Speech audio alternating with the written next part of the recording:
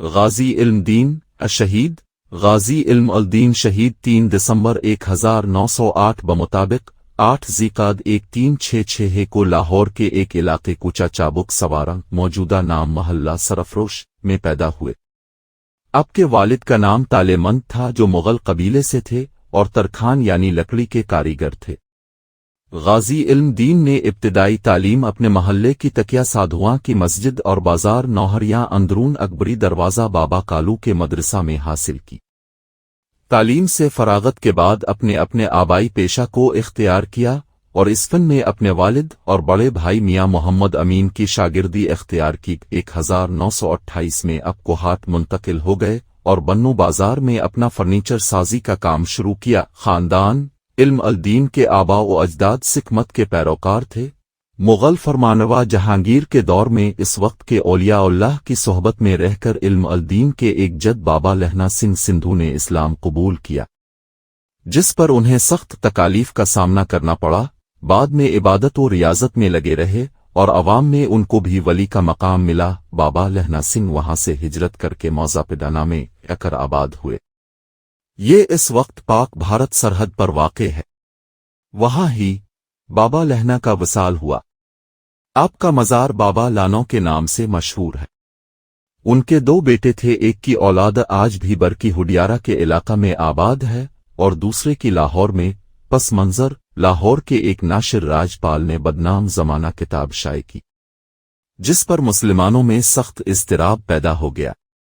مسلمان رہنماؤں نے انگریز حکومت سے اس دل آزار کتاب کو ضبط کرنے اور ناشر کے خلاف کارروائی کا مطالبہ کیا۔ مجسٹریٹ نے ناشر کو صرف 6 ماہ قید کی سزا سنائی، جس کے خلاف مجرم نے ہائی کورٹ میں اپیل کی، جہاں جسٹس دلیپ سنگھ مسیح نے اس کو رہا کر دیا۔ انگریز حکومت کی عدم توجہی پر مایوس ہے کر مسلمانوں نے متعدد جلسے جلوس منعقد کیے، مگر انگریز حکومت نے روایتی مسلم دشمنی کا مظاہرہ کرتے ہوئے دفعہ 144 نافذ کر کے الٹا مسلمان رہنماؤں کو ہی گرفتار کرنا شروع کر دیا۔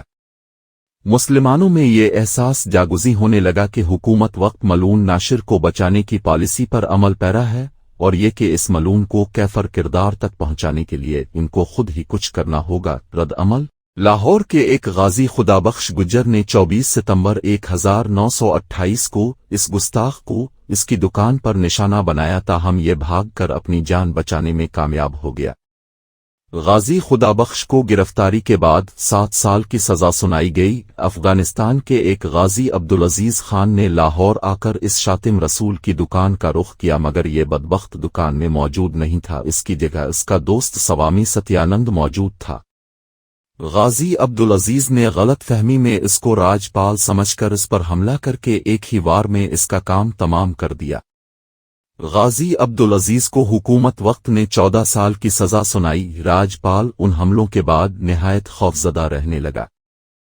حکومت نے اس کی پشت پناہی کرتے ہوئے 2 ہندو سپاہیوں اور ایک سکھ حوالدار کو اس کی حفاظت پر متعین کر دیا۔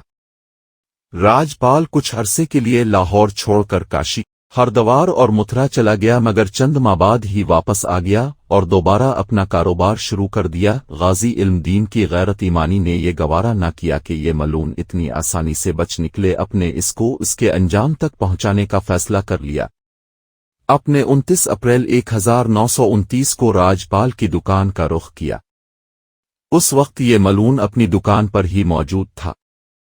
اپنے اس کو للکارتے ہوئے کہا، اپنے جرم کی معافی مانگ لو اور اس دل آزار کتاب کو تلف کر دو اور آئندہ کے لیے ان حرکات سے باز رہو۔ راجپال نے اس کو گیدڑ بیپک سمجھ کر نظر انداز کر دیا۔ اس پر اپنے ایک ہی بھرپور وار میں اس بدبخت کا کام تمام کر دیا۔ اس کی دکان کے ایک ملازم نے قریبی تھانے انارکلی کو خبر دی، جس پر پولیس نے آپ کو گرفتار کر لیا۔ آپ اس واقعہ کے بعد نہ صرف مکمل پرسکون رہے بلکہ اپنے فرار ہونے کی بھی کوئی کوشش نہیں کی۔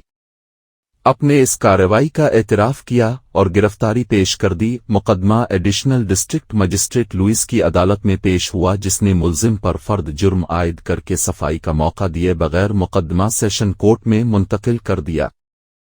آپ کی جانب سے سلیم باریٹلا پیش ہوئے جنہوں نے آپ کے حق میں دلائل دیے، مگر نیپ نامی انگریز جج نے آپ کو مورخہ 22 مئی 1929 کو سزائے موت کا حکم سنایا۔ مسلمانان لاہور نے فیصلہ کیا کہ سیشن کورٹ کے اس فیصلے کے خلاف ہائی کورٹ میں اپیل کی جائے اور اس مقدمے میں غازی کی وکالت کے لیے شہرہ آفاق وکیل محمد علی جناح کو نامزد کیا جائے۔ چنانچہ محمد علی جناح بمبے سے لاہور تشریف لائے، ان کی معاونت جناب فرخ حسین بیرسٹر نے کی۔ 15 جولائی 1929 کو ہائی کورٹ کے 2 جج نے فیصلہ سناتے ہوئے سیشن کورٹ کی سزا کو بحال رکھا اور غازی کی اپیل خارج کر دی۔ اپیل خارج ہونے کی اطلاع جب جیل میں غازی کو ملی تو اب مسکرا کر فرمایا، اے شکر الحمدللہ، میں یہی چاہتا تھا۔ بزدلوں کی طرح قیدی بن کر جیل میں سڑنے کی بجائے تختہ دار پر چڑھ کر ناموس رسالت پر اپنی جان فدا کرنا موجب ہزار ابدی سکون و راحت ہے۔ مسلمان عمائدین نے ہائی کورٹ کے اس فیصلے کے خلاف لندن کی پریوی کونسل میں اپیل دائر کی۔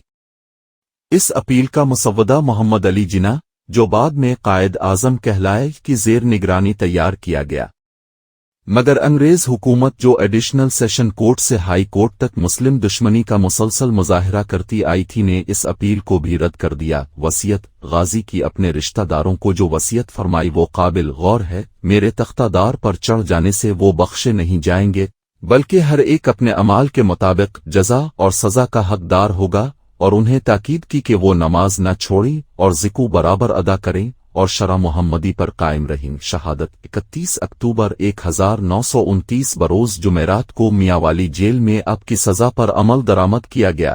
جسد خاکی کی ضبطگی اب کی شہادت کے بعد انگریز حکومت نے اب کے جسد خاکی کو قبضے میں رکھا اور کسی نامعلوم مقام پر سپرد خاک کر دیا، جس پر شدید احتجاجی لہر اٹھی۔ 4 نومبر 1929 کو مسلمان رہنماؤں کے ایک وفد، جن میں علامہ اقبال، سر محمد شفیع، مولانا عبدالعزیز، مولانا ظفر علی خان، سر فضل حسین، خلیفہ شجاع، میاں امیر الدین، مولانا غلام محی الدین قصوری شامل تھے، نے گورنر پنجاب سے ملاقات کی اور جسد خاکی کی حوالگی کا مطالبہ کیا۔ گورنر نے شرط عائد کی کہ اگر مذکورہ رہنما پرامن تدفین کی ذمہ داری اور کسی گڑبڑ کے نہ ہونے کی یقین دہانی کرائیں تو جسد خاکی مسلمانوں کے حوالے کیا جا سکتا۔ مذکورہ وفد نے یہ شرط منظور کر لی۔ 13 نومبر 1929 کو مسلمانوں کا ایک وفد سید مراتب علی شاہ اور مجسٹریٹ مرزا مہدی حسن کی قیادت میں میاوالی روانہ ہوا اور دوسرے روز جسد خاکی وصول کیا۔ موقع پر موجود لوگوں کا بیان ہے کہ 2 ہفتے گزر جانے کے باوجود جسد خاکی میں ذرا بھی تعفن نہیں تھا اور جسد مبارک بالکل صحیح و سالم تھا۔ چہرے پر غسل کے پانی کے قطرے ایسے چمک رہی تھے جیسے ابھی غازی نے واضح کیا ہو، اور چہرے پر جلال و جمال کا حسن امتزاج تھا اور ہونٹوں پر مسکراہٹ تھی۔ کیونکہ شہید زندہ ہوتے ہیں، یہ اللہ تعالی نے قارئین میں بھی ارشاد فرمایا ہے۔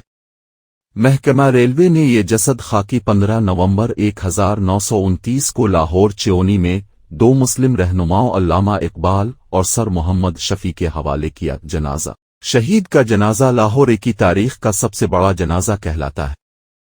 جنازہ کا جلوس 5.5 میل لمبا تھا۔ نماز جنازہ یونیورسٹی گراؤنڈ میں ادا کی گئی، جس میں کم و بیش 6 لاکھ عشاق رسول نے شرکت کی۔ ہندوستان میں مقیم جید علماء کرام و مشائخ عظام بھی کونے کونے سے رسول پاک کے سچے عاشق کے آخری دیدار کے لیے لاہور تشریف لائے۔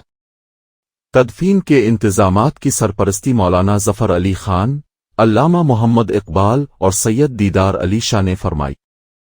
صندوق و بانس کا اہتمام ڈاکٹر محمد دین تاثیر نے کیا تھا، جو پنجاب کے مقتول گورنر سلمان تاثیر کے والد تھے۔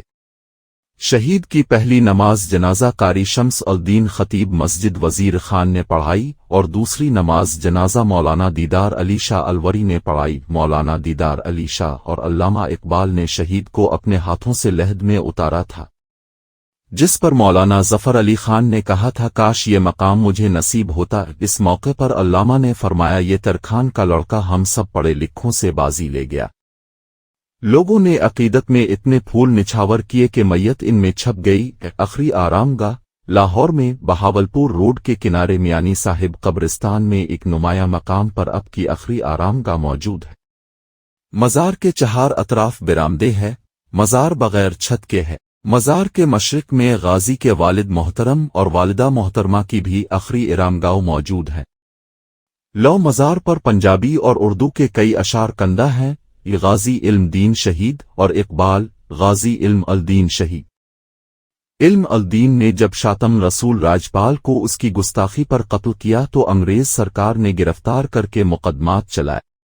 محمد علی جناح اور علامہ اقبال دونوں کا براہ راست تعلق اس مقدمے سے تھا، لیکن انگریز سرکار علم دین کی پھانسی پر ڈٹی رہی اور بالاخر 29 اکتوبر 1929 کو علم دین کو پھانسی کے تختے پر لٹکا دیا گیا۔